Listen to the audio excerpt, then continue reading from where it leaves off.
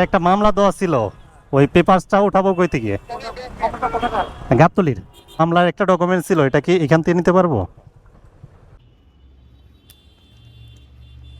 আচ্ছা, শুরুতেই এই পেপারটা শো করার কারণটা হয়তো অনেকেই বুঝতে পারছেন, মানে এখানে লোগোটা দেখেও অনেকে বোঝার কথা, মানে এটা কিসের ডকুমেন্ট।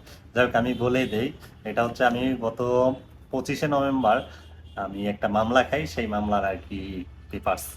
মানে এই মামলার পেপারসটা দেখানোর কারণ হচ্ছে, দেখেন আজকে হচ্ছে 10ই নভেম্বর, 10ই নভেম্বরে এই পেপারের অবস্থাটা দেখেন, মানে একদম ঝাপসা হয়ে গেছে, লেখা টোটালি বোঝা যাচ্ছে না। এটা যদিও আমি আমার যে গাড়ির স্মার্ট কার্ডটা ছিল ওই ডকুমেন্টের মধ্যে ভরে রাখছিলাম, তারপরেও এই অবস্থা। যে এখানে ঘষাঘষি বা কোনো কিছুই না লাগার ফলেও এই অবস্থা হয়েছে।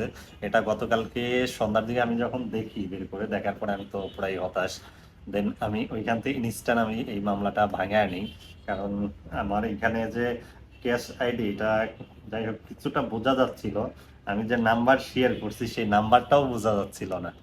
যাই হোক, এখন মেইন টপিকে আসি। মানে এই মামলাটা আপনারা যদি পারেন ইনস্ট্যান্ট ওই সময় ভাঙায় নিয়ে আপনার যে ডকুমেন্টটা সার্জনের কাছে থাকবে, সার্জনের কাছ থেকে ডকুমেন্টটা নিয়ে নিলে সবচেয়ে বেটার হয়। আর এছাড়া যদি আপনি মানে আমার মতো ওয়েট করেন, তাহলে এই যে ফার্স্টের যে ভোগান্তি, এই লেখাটা মুছে যাবে। আমি আজকে যাব হচ্ছে ট্রাফিক বিভাগের আমাকে যেহেতু গাবতলী থেকে মামলাটা দেওয়া হয়েছিল, আমার ডকুমেন্টটা রাখা হয়েছে মিরপুর 10 নম্বরে। আমি মিরপুর 10 নম্বরে গিয়ে কেমন ভোগান্তির মধ্যে পড়ি সেটা আমি আপনাদের মাঝে আর কি শেয়ার করব। সো আশা করি এই ভিডিওটা যারা মামলা খাইছেন তাদের জন্য অনেক উপকারে আসবে।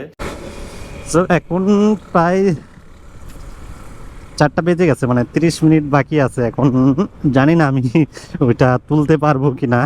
আর এই এত লেট করার পিছনে দুইটা রিজন আছে। একটা হচ্ছে শেষের দিকে গেলে নাকি ওখানে কোনো সিরিয়ালে দাঁড়াইতে হয় না, দ্বিতীয়ত হচ্ছে আমি অফিস থেকে বেরোইতে লেট করে ফেলছি। যাই হোক, এখন দেখি যাই, যাওয়ার পরেই বুঝতে পারবো না কি অবস্থা। এখন দেখি এই সিগন্যালটা পার হইতে পারি কিনা। আর তার চেয়ে বড় কথা, আমি ওই অফিসটা চিনি না আগে। এখান থেকে হচ্ছে ট্রাফিক পুলিশ আছে, ওনার কাছ থেকেই জেনে নিব। যাই হোক, বের হয়েছি, আমি দেখি ওনার সাথে কথা বলি একটু।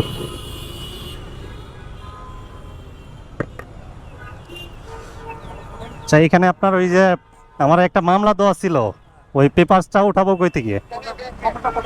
গাবতলির গাবতলি হাতের ডান পাশে। ওকে, থ্যাংক ইউ।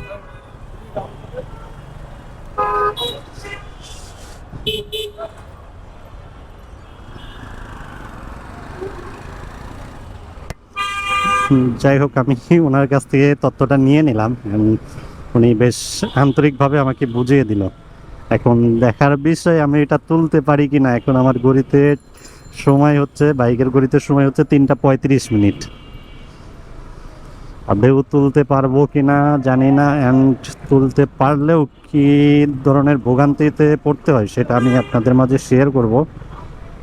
এটা হচ্ছে 242 নম্বর পিলার, যেতে হবে আমাকে 229 নম্বর পিলারে।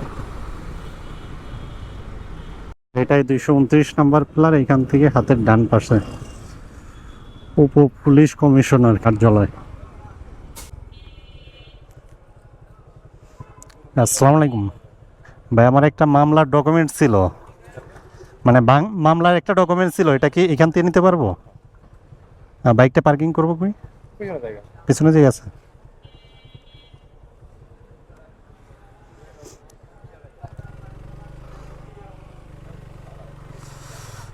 যাই হোক, আমি চলে আসছি এখানে। এখন বাইকটা পার্ক করে তারপরে এইখানে যোগাযোগ করি। এখন দেখা যাক এইখানে কি করতে হয় আগে।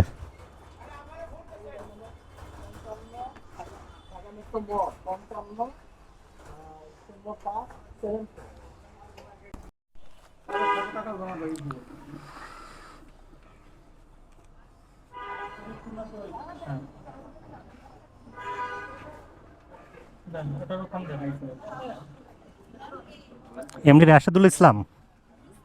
হ্যাঁ, হ্যাঁ। চলে গেল আমার টাকা নিয়ে।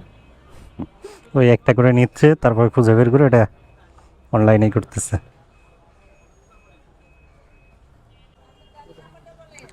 গাড়ির নাম্বার শান্ত, শান্ত। 570882।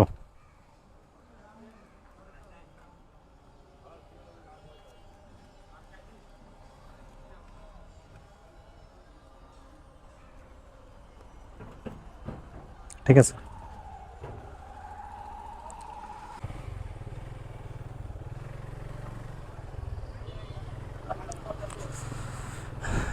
যাই হোক গাইস, আপনারা তো দেখলেন এখানে কোনো লেভেলের ভোগান্তি বলতে কিছু নাই। অনেকে অনেক ধরনের মানে কথা বলতেছিল, এখানে ঘুরতে হবে ওইখানে ঘুরতে হবে। এই নিয়ে মানে আমি একটু দ্বিধাদ্বন্দ্বের মধ্যে ছিলাম, আদেও মানে এরকম ঘোরাঘুরি করতে হবে কিনা, কারণ এর আগে মামলা ছিল একটা, ওইটা জিনিসটা আমি ভাঙায় নিছিলাম, যে কারণে কোনো কিছু আর কি করতে হয়নি। যাই হোক, আপনারা দেখলেন সব কিছু, সো আশা করি সবাই বুঝতে পারছেন।